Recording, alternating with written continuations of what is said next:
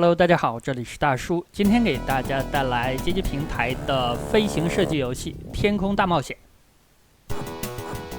这款游戏是小伙伴在视频的留言里给我推荐的。我看见这个名字还疑惑了一下，心里就想这是哪个游戏来着？因为咱们小的时候玩街机游戏，往往不知道它正确的名字。但是见到游戏当中一些标志性的元素，就能够想起来。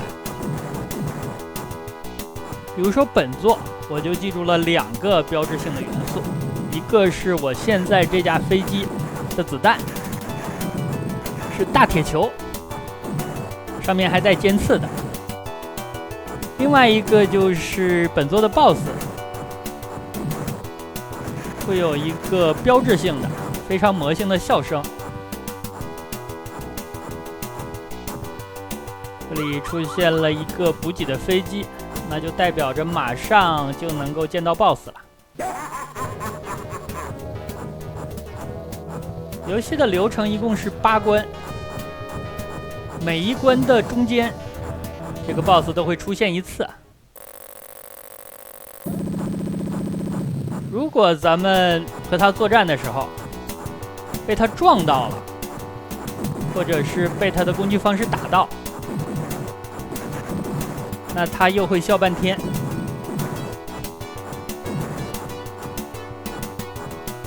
游戏一共是有4架飞机可以选择，我选择的是地形机。这个飞机的特色就是特别快，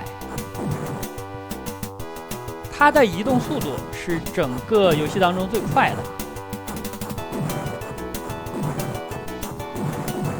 B 飞机应该是最慢的，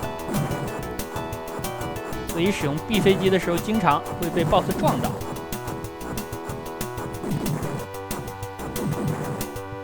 而且 D 飞机的子弹也非常有特色。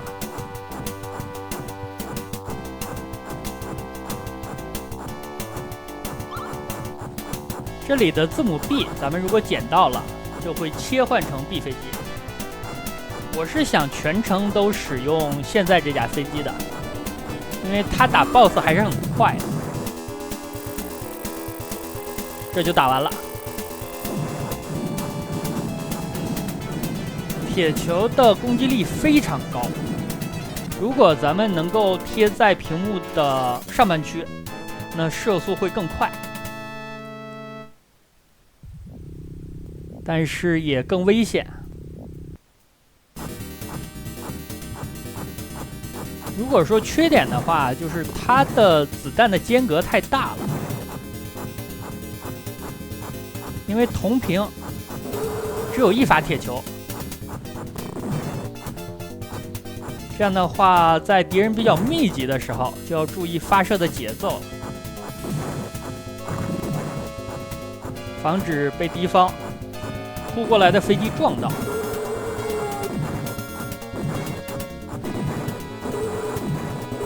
所以使用这个飞机有一个模拟器的福利你就享受不到了，就是连发，意义不大，反而有些时候会耽搁你射击的节奏。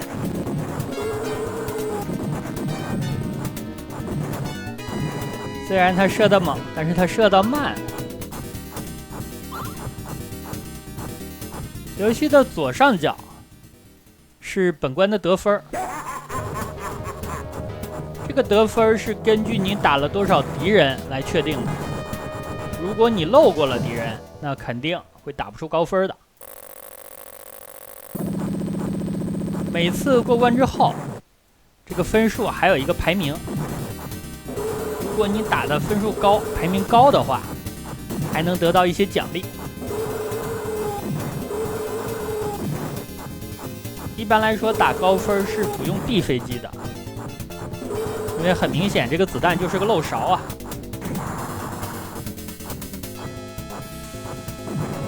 射击的范围窄，射击的节奏也慢，远远比不上那些射击范围比较大、射速快的飞机。所以高分什么的咱们就不奢求了。这里地面还是空中啊，滚过了很多的铁球。我估计是地面，因为它能够把这些坦克给压碎。但是同样的，它也能撞到飞机。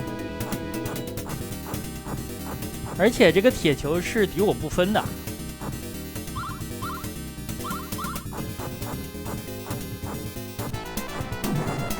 开始 BOSS 战了。本关的 BOSS 就是这些小飞机。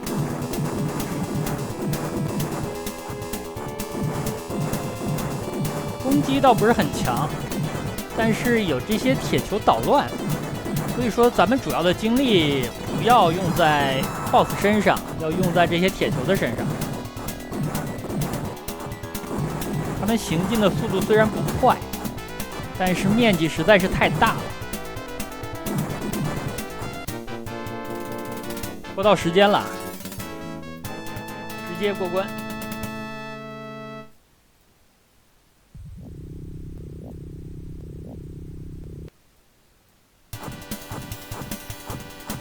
飞机的攻击方式是两种，一种就是主武器，还有一种是副武器。副武器的数量在屏幕的左下方表示，我现在是有一个300。我每放一发副武器会消耗10点，所以说就相当于我现在是有30发。这个武器的威力一般，但是范围都比较大，攻击方式也比较独特。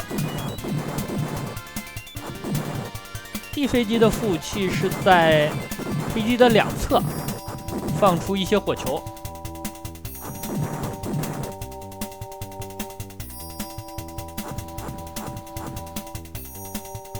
这里主要就是补给了一下副武器。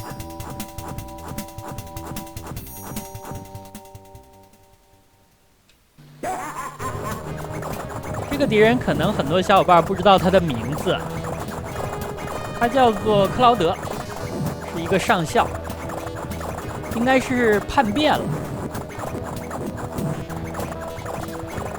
游戏开场的时候会有那么一段剧情交代。欧版和美版的语言描述上略有不同，但也都差不多。说的是正规军在丛林里边探索的时候，被克劳德所率领的邪恶组织蓝雾袭击了。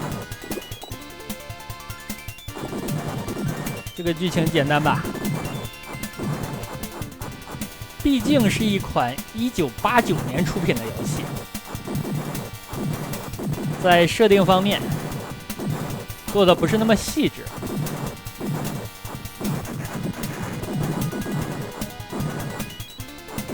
我刚才放了一发副武器，大家应该看到效果了。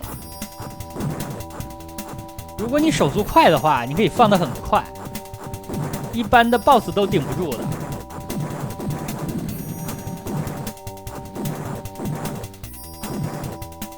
游戏的难度毕竟不高，我习惯是在游戏的前期比较节省，中期适量的使用，攒一点用到最终 BOSS。BOSS 看起来很猛，但是他坚持了有10秒吗？好像没有。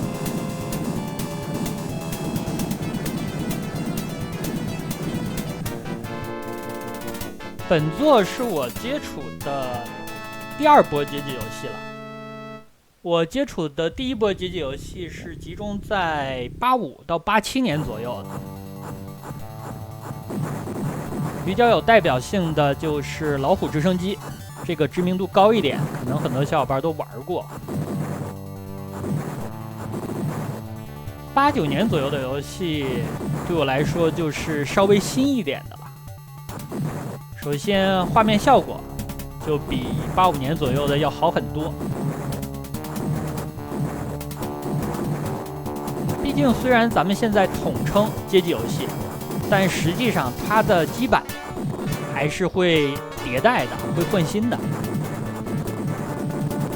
表现出来的画面效果也不一样。这个可能很多小伙伴不知道，大家想一下，家用机一代一代的进行换代，街机实际上也一样。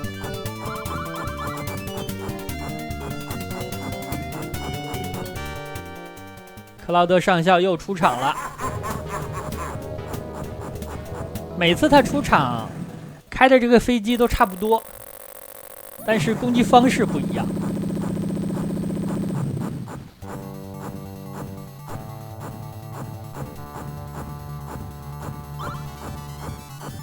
这里的补给给的有点频繁了。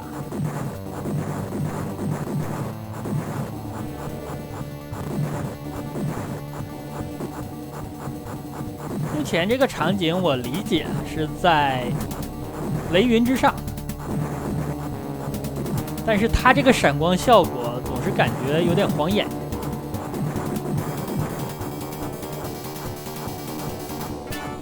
不过好在持续的时间不长。前面一会儿就打 BOSS 了，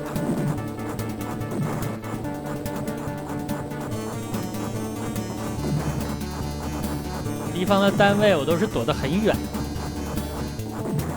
前2天给大家录制了街机平台的横版飞行射击游戏，叫做 P47 王牌战士。那部作品是不怕和敌方发生碰撞，哪怕是 BOSS， 但本作不行。这个 BOSS 是龙之城堡啊！我的副武器其实不少，应该给大家看一下威力。找个机会，好像只喷了3发。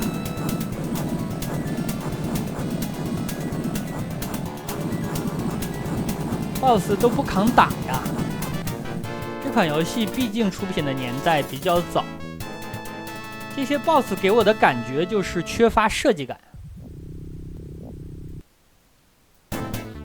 咱们在90年代前期和中期玩的那些飞行射击游戏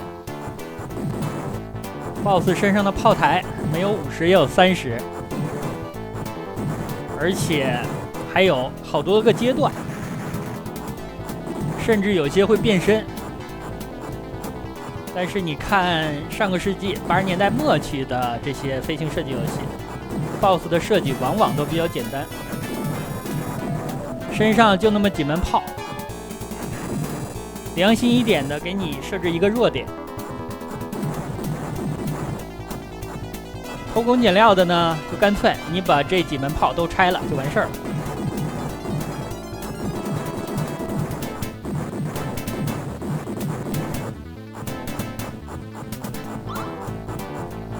补给机出现了，那克劳德要出场了。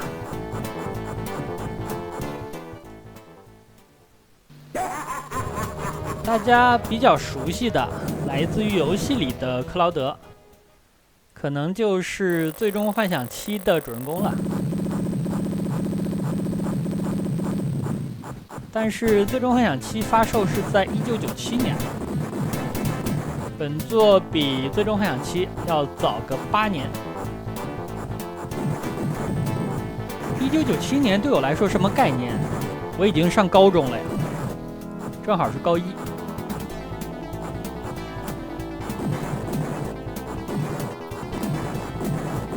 那个时期对我来说是街机平台最后的辉煌了，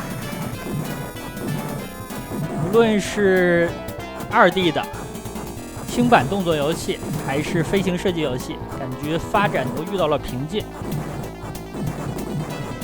之后就是格斗游戏的天下。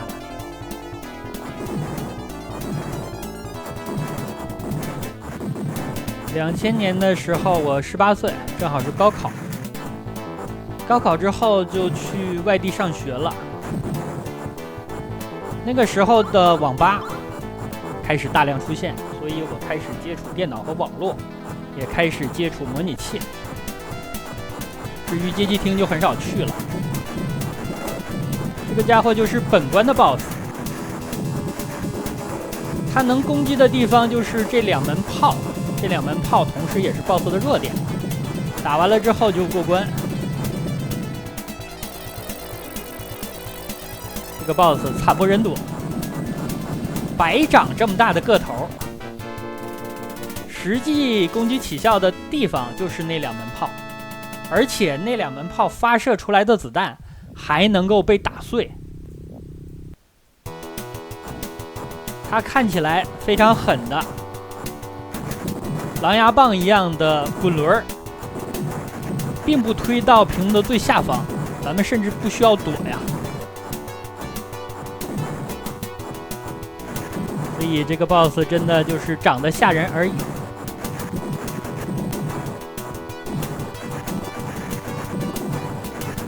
游戏整体的难度都不高，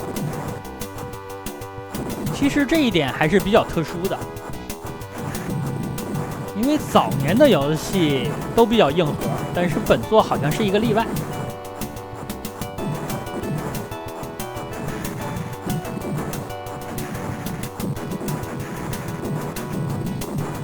8关的流程里边，你感觉不到它的难度曲线剧烈的提升。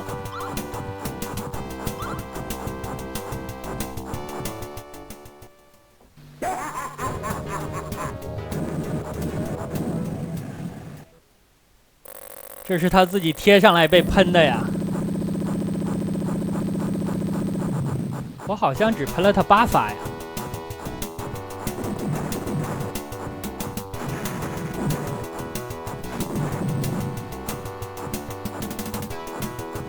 大家看屏幕的右上还有右下，就能发现这款游戏是可以双打。我感觉双打的话比较合理。有一个就选我现在的这架飞机负责输出，另外一个小伙伴就负责火力覆盖。这个黑色的飞机，你打的话它就自爆，离远了还可以，如果离得近打爆的话，它的子弹就很难躲。所以不追求高分的话，这里完全可以躲。追求高分去打这个飞机，最好是站在它的肋部，因为它的子弹爆出来之后还是很规整。本关的 BOSS 是我最讨厌的 BOSS， 有3个。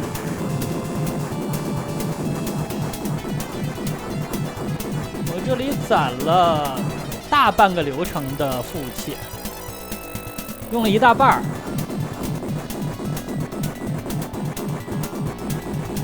如果这个 BOSS 发射出来的子弹不能打的话，那难度会更高。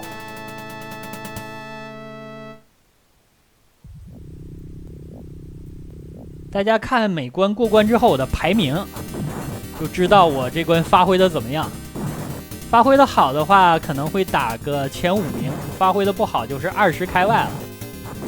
有很多敌人都没打到。这里刚开场就漏了个飞机，无所谓啊，咱们不追求高分。追求高分的话，就不使用这架飞机了。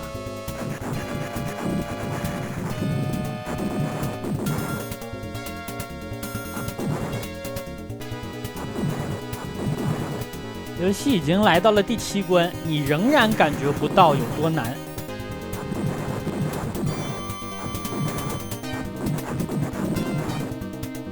第8关的敌人会稍微密集一点，但是也在能够接受的范围之内，不像是90年代中后期的那些飞行射击游戏，简直了，根本看不清。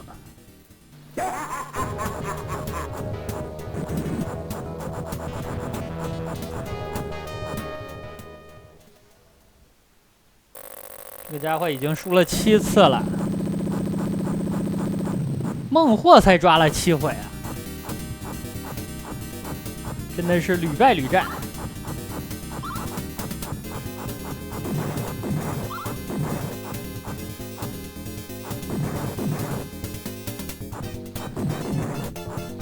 游戏通关的话，大概需要25分钟左右。但是大家知道这款游戏的体积是多大吗？如果用电脑的文件大小来计算的话，它的体积是1.16兆。现在很多图片都比它要大呀。你用手机照一张照片，哪怕是分辨率不太高的，可能还要7、8兆。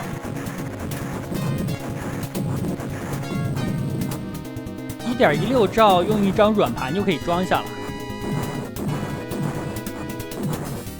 我最开始到网吧去下载游戏都是用软盘下载，一张软盘的容量是1.44。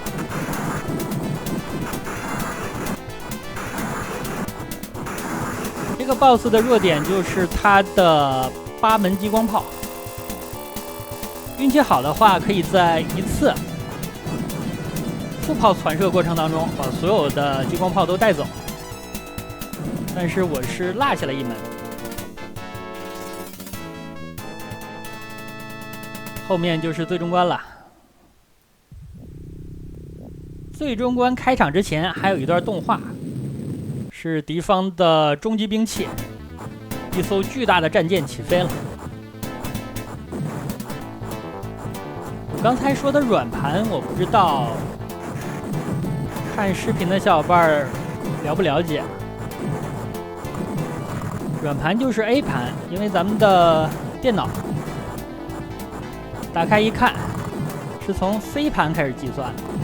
那前面的2个盘就都是软盘，一个是3.5寸的，一个是5.25寸的。这里我就是稍微提一嘴。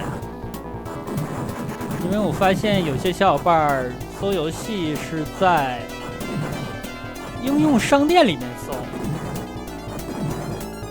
而不是使用搜索引擎。所以说拨号上网时期的东西，可能很多小伙伴真的已经不了解了。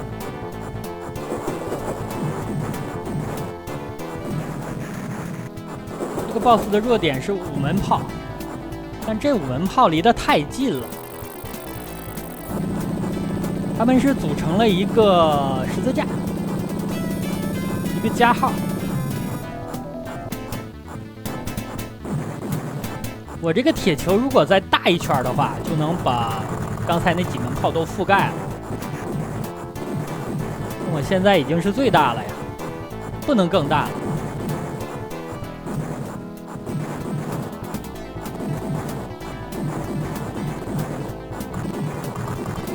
前方应该还有2场 BOSS 战。本作的剧情是留了一个尾巴的，咱们最后虽然把克劳德上校所率领的蓝雾组织击败了，但是在文字的交代上表示，10年之后，这个世界又陷入了战火。不知道是不是克劳德上校逃出升天，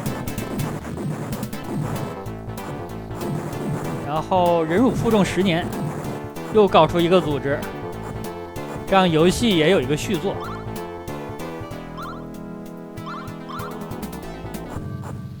无几击给了一个奖命，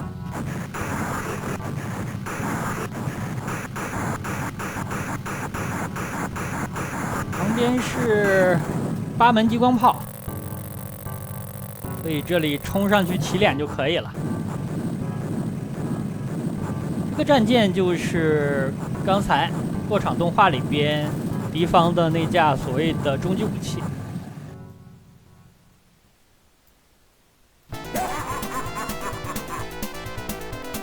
要和克劳德少校决战了。